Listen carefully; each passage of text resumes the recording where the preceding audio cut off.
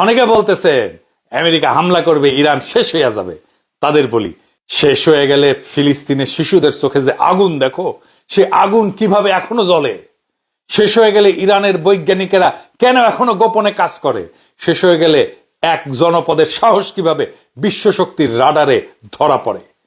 Iran এখন আর শুধু একটা রাষ্ট্র না, ইরান এখন এক আইডিয়া, ইরান এখন এক চেতনা, এক সাহসের, আত্মমর্যাদার, দাঁতে দাঁত চেপে সহ্য করার, আবার দাঁড়ায় যাওয়ার চেতনা। একটা জাতির না, একটা সময়ের, একটা যুগের প্রতিনিধিত্ব করে এখন ইরান। কেউ যদি পতনের শেষ প্রান্তে দাঁড়ায় থেকে চোখে আগুন ঝরাইতে পারে, তাহলে পুরা দুনিয়ার রাজনীতির মানচিত্র বদলে দিতে পারে সে। মাথা উঁচু করে দাঁড়ায় থাকো ইরান। তোমার এই দাঁড়ায় থাকা এক একটা পারমাণবিক বোমার চাইতেও শক্তিশালী। তোমার পতন না, তোমার প্রতিরোধী হবে ইতিহাস।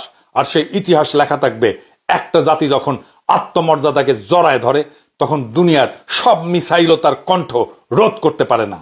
ইরানের লড়াইয়ে পরাজয় নাই, আছে শুধু প্রেরণা। তুমি আঘাত খেয়ে আবার উঠে দাঁড়াবে, কারণ তুমি ইরান। সাহস যার আর এক নাম, ইনকিলাব জিন্দাবাদ।